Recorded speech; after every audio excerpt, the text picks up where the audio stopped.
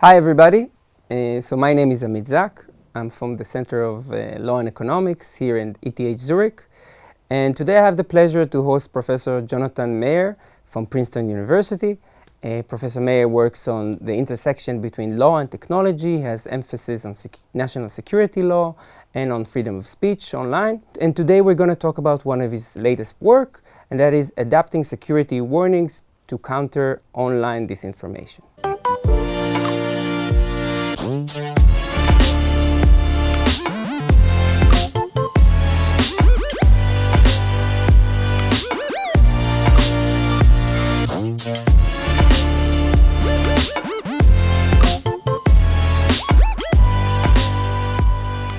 Welcome, Jonathan.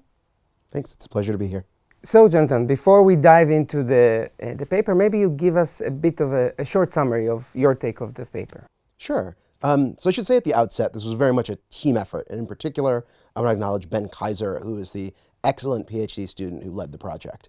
We had a few goals for this particular paper. One was to advance the science of warnings about untrustworthy content online that might mislead folks. Another was to contribute some new methods for understanding the effectiveness of different kinds of warnings about misinformation. Very much an academic focus there, trying to just build out the toolkit for examining different designs. And then our third goal was to link the literature in information security around warnings, which goes back decades and is focused on building warnings for spam or malware, phishing, those sorts of things. Link that to the newer problem domain of online misinformation.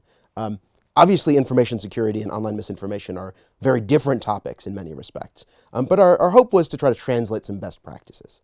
And the project had two components. One was a pilot study where we had some students at Princeton do a simulated online search task and gave them different kinds of warnings. Some were contextual, so a little bit of extra information about search results. And some were interstitial, where there was a page that interrupted the browsing experience and caused folks to reflect and make a decision about whether to continue to a search result. And what we found in that pilot study was the interstitial warnings very significantly changed where folks chose to go to get information. And the contextual warnings had a much lesser effect. And that was important in comparison to the prior literature because at this point, there are literally hundreds of papers studying contextual warnings. The online platforms use contextual warnings all over the place. And there are many reasons to doubt the effectiveness of contextual warnings. And this seemed like a potential path forward, a different warning design that might be more effective and that had been proven more effective in the information security context. So that was the first study in the paper. And the second study in the paper was a crowd worker study where we had a more sophisticated simulated search task. We built an entire simulated search engine for crowd workers to interact with. And we looked at different designs for interstitial warnings. We had two theories of effect. One was these warnings might affect folks' behavior because they inform them about some information might not be trustworthy, or they might be effective because they would spook folks. They would have a visual impression that conveyed a risk of harm. And those two theories of effect were based on the pilot study where folks had suggested those two theories of effect. So we varied the warning designs, identified warnings that could in particular convey information or a risk of harm, and then looked at how that affected the information sources people went to in the simulated search task.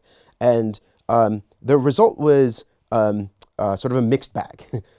The good news was interstitial warnings remained quite effective at guiding folks towards sources of information that might be more trustworthy. The bad news was our theories of effect didn't seem to hold up.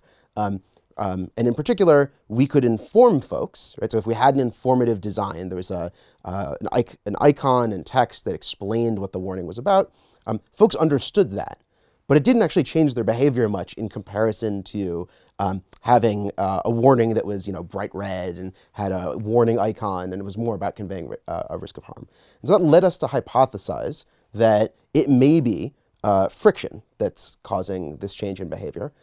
That wasn't the theory of effect that we designed the study to get at, and so there's a need for more work on it. But at any rate, it at minimum suggests a potential path forward for designing more effective warnings. There's much more in the study, but there's a quick sketch. So, Jonathan, my first question to you is you had this hypothesis inspired from the studies done in security warnings. And I was wondering, to what extent do you think this is generalizable? So maybe we all have this common idea of red means stop, and you can actually apply this to privacy law, to any type of communication you want to convey to the user. Yeah, so it's very much the case that these choice architecture problems are showing up all over technology law and policy. They're showing up in misinformation about how to effectively convey to users that some information might not be credible or might be more credible. It's showing up in privacy around how people choose what information to share, whether to set cookies in their browser. It's showing up in online shopping and the debate around dark patterns. So I think again and again we're seeing these problems that in many respects are about the structure of individual choice.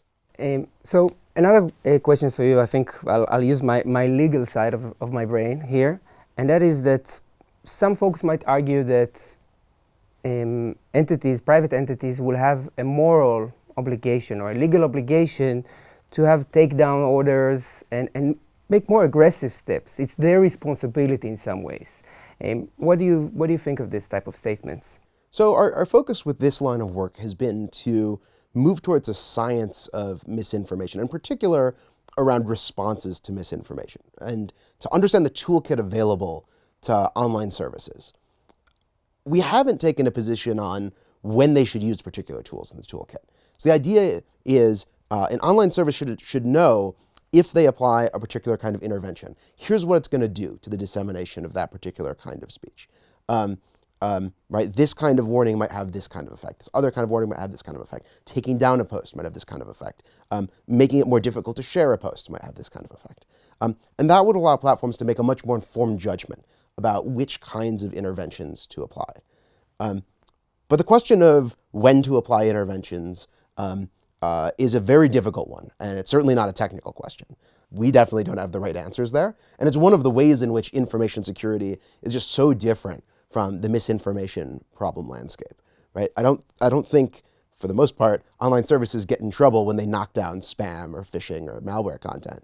But what we're talking about here is potentially core political speech. So there's tremendous sensitivity, and we definitely don't have the right answers for that.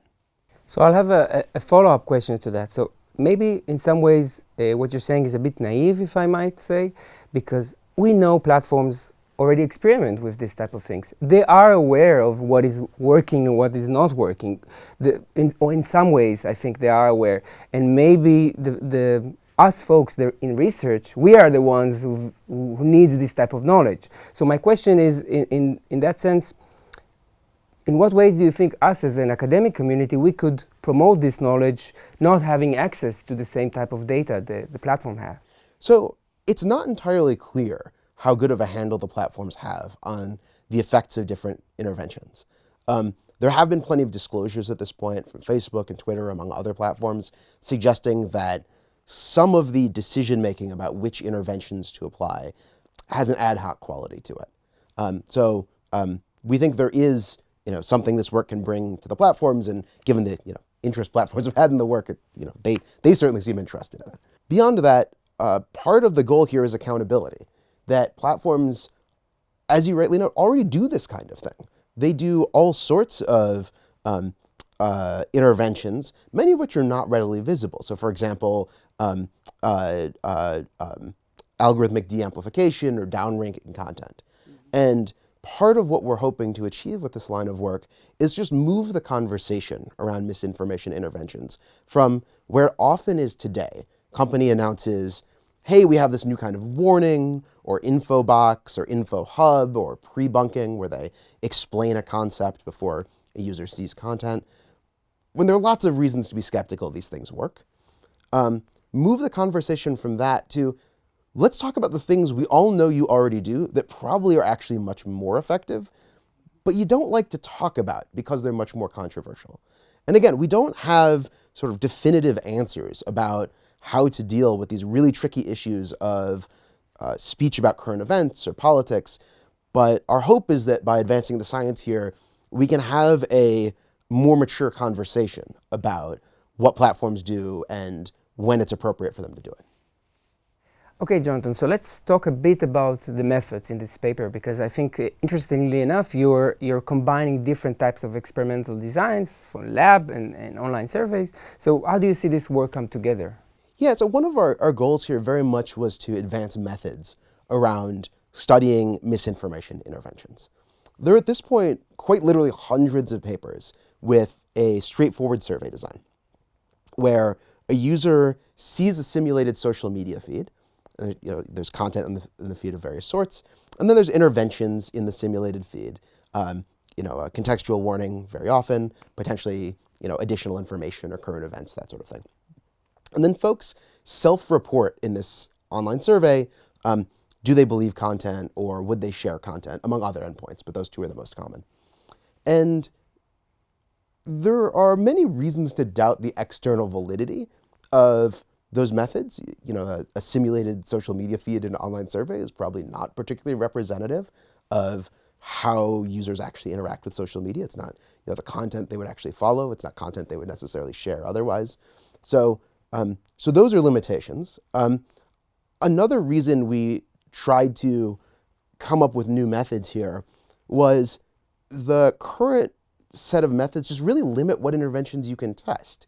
Right? If you have a simulated social media feed that's just in a survey, you really can only do contextual warnings, info boxes, that sort of thing. You can't do much more than that because it's not a dynamic environment for the participant. And so that's what led us to coming up with the search task. Obviously, search is just one area where you might want to address misinformation. Social media, of course, is a really important area too. But by coming up with the search task, we thought we could have participants engage in a way that enabled putting in place new kinds of interventions. Moving forward, our group has a project underway to test out some interventions in the real world, and our hope is similarly that'll allow testing interventions that you couldn't do with the conventional survey methods. Okay, Jonathan, so before we conclude, I want to repeat a bit something that I asked earlier and I think we didn't fully explore yet. So one of the reasons you're moving between these methods is to try to get close to the real thing, right? What the platforms actually do. So in terms of policy making, some people in Europe are considering, of course, access or mandatory access to researchers. So how do you see this thing play out in the US context, for example? And in more general, I know you're trying to get away from some of the definitions of misinformation here, but still, what does your research contribute in terms of implications towards policy? Sure. Well, let me take that in two parts. With respect to platform data access, I think the jury's very much still out on what the Digital Services Act will do in Europe. In particular, even if it functions well as an ability for researchers to understand how content is flowing on online platforms, it's not necessarily going to enable researchers to do intervention experiments of this type. And so it is far from clear that the new legal directions that will be available in Europe are going to meaningfully shift the methodological landscape for this particular kind of study.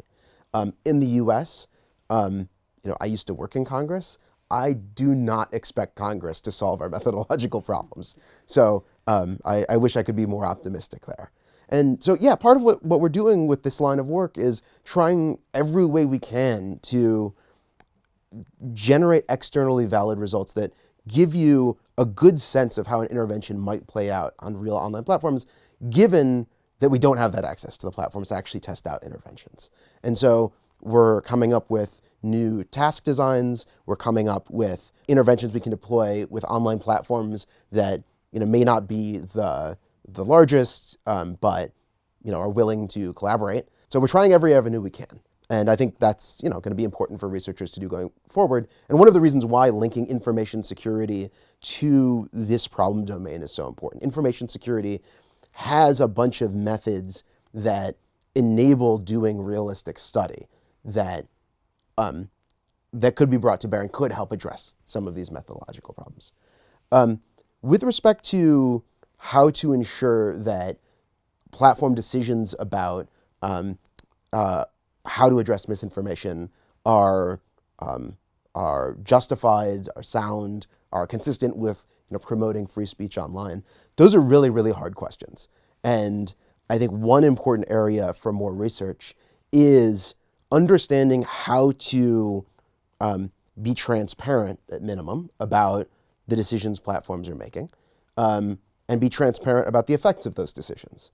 That's ultimately maybe not a deeply normatively satisfying answer. If anyone has a grand unified theory of free speech, I'm interested in hearing it. But at minimum, that's something researchers can bring to the table. Again, these are these are not new problems, right? How to calibrate speech in public forums or things like public forums. At least in the U.S., we've wrestled with those problems for a long time. There have never been definitive answers. There are never going to be definitive answers for this. But I think we can do it a lot better in a more informed way, and that's ultimately what this line of research is about. Thank you, Jonathan. So with maybe this optimistic view of the research agenda here, I want to conclude our talk today. So thank you very much for joining us. And for our viewers at home, hope to see you in the next vlog. Thank you very much.